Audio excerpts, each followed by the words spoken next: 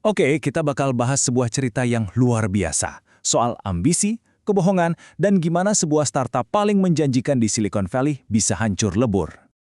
Dan ini semua tentang Elizabeth Holmes, seorang perempuan yang dari kecil udah punya satu ambisi yang kuat banget, yang nantinya bakal bikin seluruh dunia terpukau.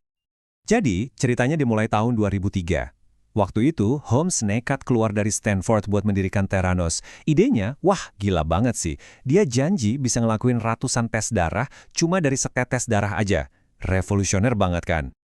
Visinya ini benar-benar kuat, sampai-sampai bisa narik orang-orang penting dan deal-deal raksasa. Valuasi perusahaannya langsung meroket, yang kata para investor kayak tongkat hoki, naik terus tanpa henti. Coba bayangin, di puncaknya nilai Theranos itu mencapai 9 miliar dolar. Angka yang fantastis ini bikin Elizabeth Holmes jadi miliarder wanita termuda di dunia yang katanya sih bangun kekayaannya sendiri. Tapi, di balik semua berita bagus dan valuasi yang bikin geleng-geleng kepala itu, ada kenyataan lain yang terjadi di dalam perusahaan. Sesuatu yang jauh berbeda. Jadi, apa masalah utamanya? Ternyata, teknologi revolusioner yang mereka gembor-gemborkan itu gak berfungsi, sama sekali gak jalan. Nah, karena inilah mereka terpaksa mulai berbohong. Salah satu kebohongan pertama mereka itu adalah dengan memalsukan demo produk. Jadi setiap kali ada calon investor atau mitra perusahaan farmasi datang, mereka nggak nunjukin hasil tes yang asli. Dan kebohongan ini akhirnya kebongkar juga di internal perusahaan. Salah satu pendirinya sendiri, Sean McRoy, ngaku ke CFO mereka, Henry Moseley, kalau semua demo itu cuma sandiwara, cuma tipuan doang. Henry Moseley ini kan veteran di Silicon Valley ya, jadi dia kaget banget. Dia langsung samperin Holmes dan bilang, ini udah kelewatan batas, kita nggak bisa terus-terusan begini. Tapi, Holmes bukannya dengerin. Reaksinya, dia langsung marah.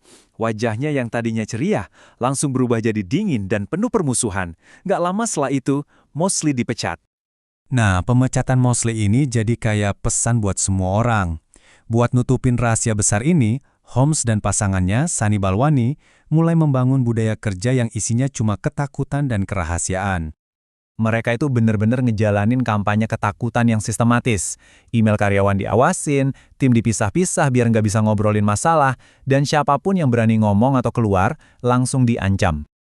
Tapi ya, sekalipun suasananya mencekam kayak gitu, ada beberapa karyawan pemberani yang akhirnya mikir, udah cukup, gue nggak bisa diam aja.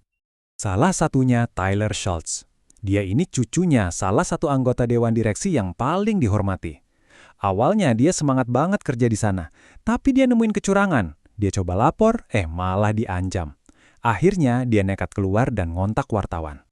Dan Tyler ini nggak sendirian. Ada juga Erica Chang, pekerja lab muda lainnya. Dia juga nemuin manipulasi data yang sama. Dan tebak, setelah dia keluar, dia juga diancam dan diintimidasi habis-habisan. Keberanian orang-orang kayak Tyler dan Erica inilah yang akhirnya jadi pemicu. Istana kartu yang udah dibangun Theranos selama lebih dari 1 dekade akhirnya mulai runtuh. Mulai dari laporan investigasi yang bikin heboh, temuan regulator pemerintah yang bilang lab mereka bahaya buat pasien, sampai akhirnya Holmes dilarang kerja di lab dan didakwa melakukan penipuan besar-besaran, semuanya terjadi cepat banget dan brutal. Dan kalau kita lihat datanya, skala penipuan finansialnya ini gila banget. Bayangin, ke investor mereka janjiin pendapatan miliaran dolar. Kenyataannya, pendapatannya bahkan nggak sampai 1 juta dolar. Jauh banget. Penyelidik federal pun nggak main-main. Mereka secara resmi mendakwa Holmes dan Balwani dengan penipuan besar-besaran yang udah berjalan bertahun-tahun. Menipu semua orang untuk percaya sama teknologi yang nggak pernah ada. Dan akhirnya, pada September 2018, riwayat Theranos tamat sudah.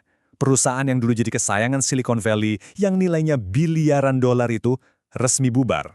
Nah, kisah Theranos ini ninggalin kita sama satu pertanyaan yang penting banget dan mungkin agak bikin gak nyaman.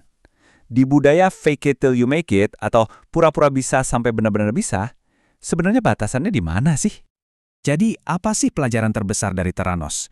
Sebuah visi yang hebat itu memang punya kekuatan luar biasa. Tapi kalau visi itu dibangun di atas tumpukan kebohongan, ia bukan cuma bisa menghancurkan perusahaan, tapi juga berpotensi membahayakan nyawa banyak orang.